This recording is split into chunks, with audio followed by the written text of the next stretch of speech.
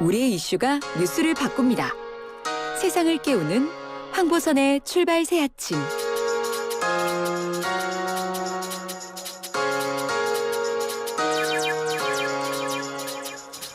자, 오늘도 만관유로 출발해볼까요? 최유 아나운서 어서 오십시오. 안녕하세요. 최희입니다. 첫 번째 만관유를 주세요. 네, 만관유 첫 소식은 이재명 후보 탈모 공약에 재소환된 안철수 후보의 아재 개그입니다. 먼저 탈모 공약에 대한 이야기부터 전해드릴게요. 예. 더불어민주당 이재명 대선 후보가 탈모 치료제에 건강보험을 적용하는 방안을 공약으로 검토하고 있습니다.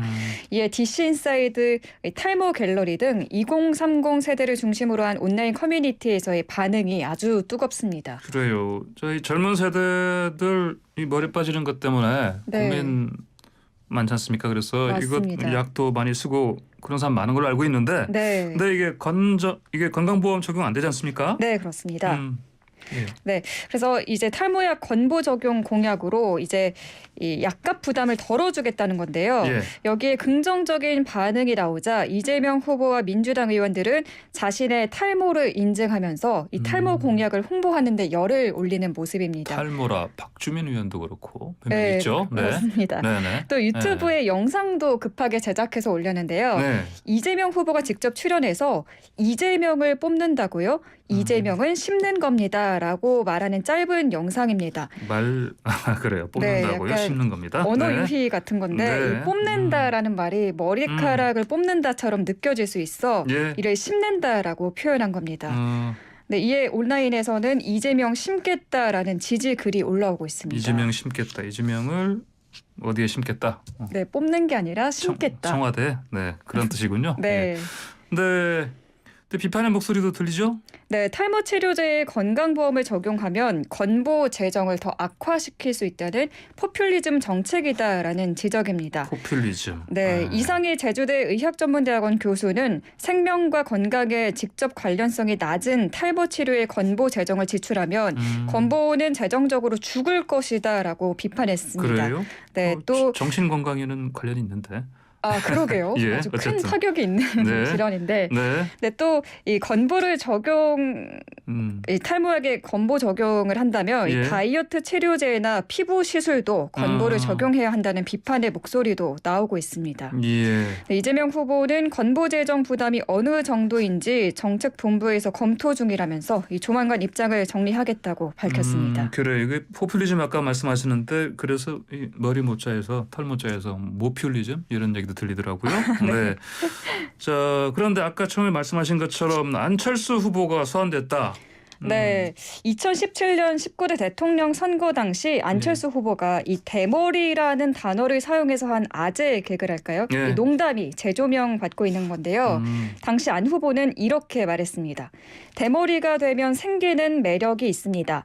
헤어날 수 없는 매력입니다라고 했습니다. 헤어날 수 없는 매력. 네, 헤어날 수 없는 매력, 이 모발이 날 수 없는 의미의 이 농담을 한 건데요. 이 헤어. 네. 영어로 헤어. 네, 그렇습니다. 예. 이 탈모를 우스갯거리 소재로 삼는 건 적절하지 않다는 반응이 잇따랐고요. 네. 이 탈모인의 외모를 비하한 것이다.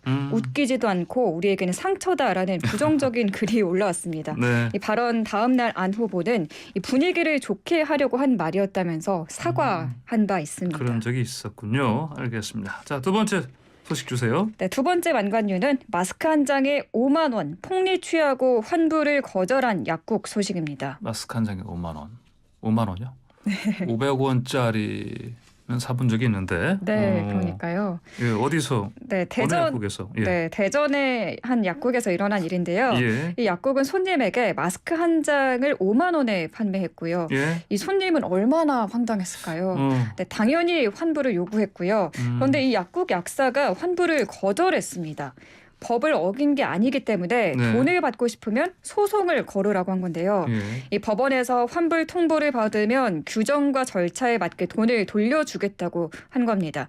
약사는 이 같은 방법은 과거 한 대기업에서 배운 방법이라면서 알 수 없는 말을 덧붙였다고 하네요.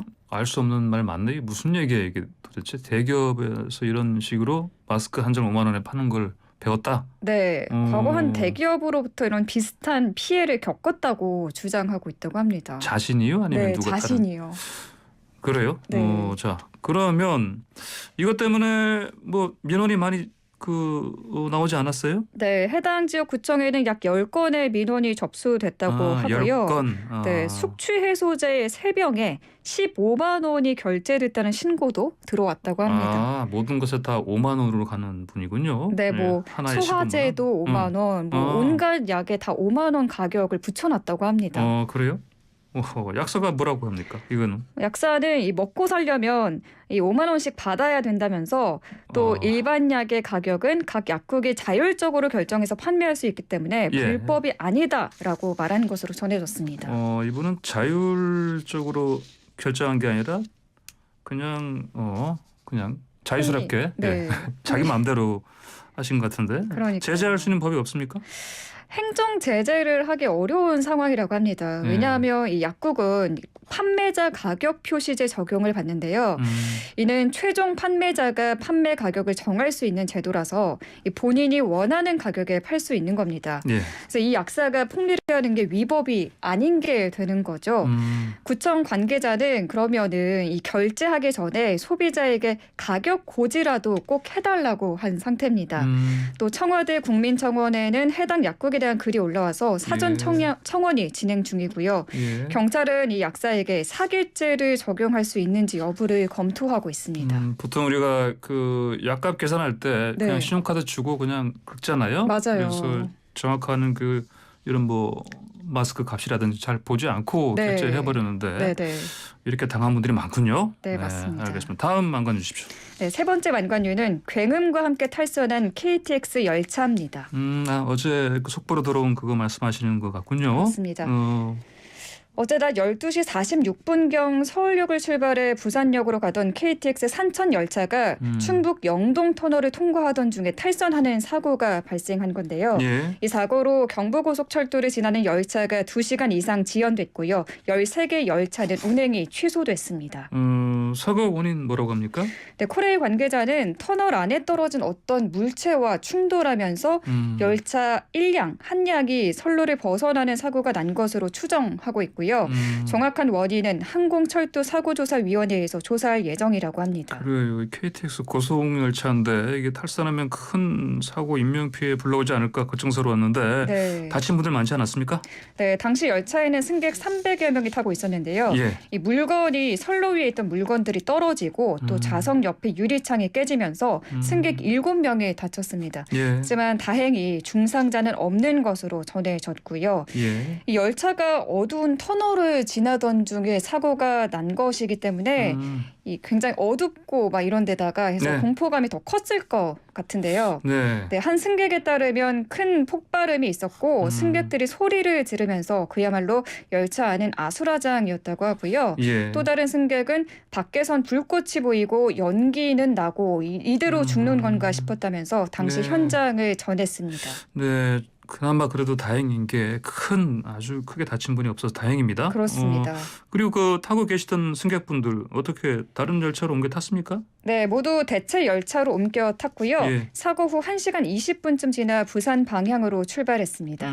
하지만 사고 여파로 저녁 시간에도 동대구역을 기준으로 경부선 상하행선 열차가 2시간 이상 지연되면서 큰 혼잡이 빚어졌다고 합니다. 일단 하행선 쪽에서 일어난 사고긴 한데 네. 어떻습니까? 지금 상하행선 다 잘 어떻게 운행되고 있습니까? 네, 현재 상행선은 정상 운행 중입니다. 상행선 서울 방향은 잘 되고 있고요. 그렇습니다. 하지만 복구 작업이 아직 다 끝나지 않아서요. 네. 부산 방면 경부고속철도 하행선 열차는 조금 더 지연이 있을 것으로 보입니다. 이 코레일은 오늘 오전 7시 반 이후 열차 운행이 정상화될 것으로 전망했는데요. 예. 현재 보수 작업이 다 끝났는지 확인해 봐야 될 것 그래요. 같습니다. 알겠습니다. 이거 KTX 타실 분들은요. 이거 스케줄 잘 확인해 보시고 미리 네. 해보시고 다른 거 혹시 타야 되는지 네. 다른 교통수단 이용해야 되는지 알아보시고 가야 되겠습니다. 네. 알겠습니다. 다음 소식 주십시오. 네, 네 번째 만관류는 20년 넘게 유령처럼 살아온 제주 세 자매 소식입니다. 호적에 올리지 않은 세 자매 말씀하시는 거군요. 네, 맞습니다. 최근 제주에서 20여 년간 출생 신고가 이루어지지 않은 예. 세 자매가 우연히 발견된 건데요. 예. 이들은 각각 만 23세, 21세, 14세로 지금껏 출생 신고를 하지 않아서 호적이 없는 상태로 살아왔고요. 예. 호적이 없으니까 학교도 다닐 수 없었고 음. 의료 혜택도 받지 못했습니다. 예. 이 딸들은 인터넷과 교육방송 등으로 교육을 받았고요.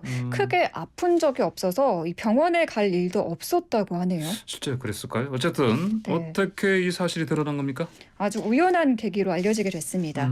이 어머니가 지난해 12월 중순 주민센터에 가서 사실혼 관계였던 배우자의 사망 신고를 하는 과정에서 밝혀졌습니다. 예. 당시 어머니는 이 세 자매와 함께 주민센터에 갔는데요. 딸들이 우리도 출생 신고를 해야 하는 것 아니냐고 어머니에게 말했고요. 네. 이에 어머니가 주민센터 직원에게 출생 신고 방법을 물어봤다고 합니다.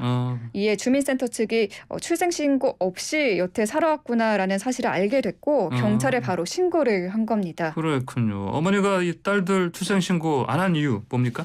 네, 출산 후에 몸이 좋지 않아서 신고를 바로 하지 못했다고 하는데요. 예. 이 나중에 하려고 보니까 이 신고 절차가 너무 복잡해서 안 하게 됐다고 합니다. 복잡하다고요? 네. 복잡한데? 예. 가끔 이 종교적 이유로 출생 신고를 안 하는 경우가 있다는데 네. 어머니에게는 종교적인 특이점은 없다고 하네요. 그래. 그럼 지금은 출생 신고 됐다. 네, 됐습니다. 이 유전자 검사 결과 세 자매 모두 어머니의 친자로 확인돼서 이 예. 호적을 갖게 됐습니다. 네. 한편 경찰은 교육적 방임 혐의로 어머니를 입건했는데요. 세 자매는 어머니의 처벌을 원치 않는다고 호소한 걸로 알려졌습니다. 그렇군요. 알겠습니다. 오늘의 만관유 여기까지 듣겠습니다. 고맙습니다. 감사합니다. 네, 지금까지 최휘 아나운서였습니다.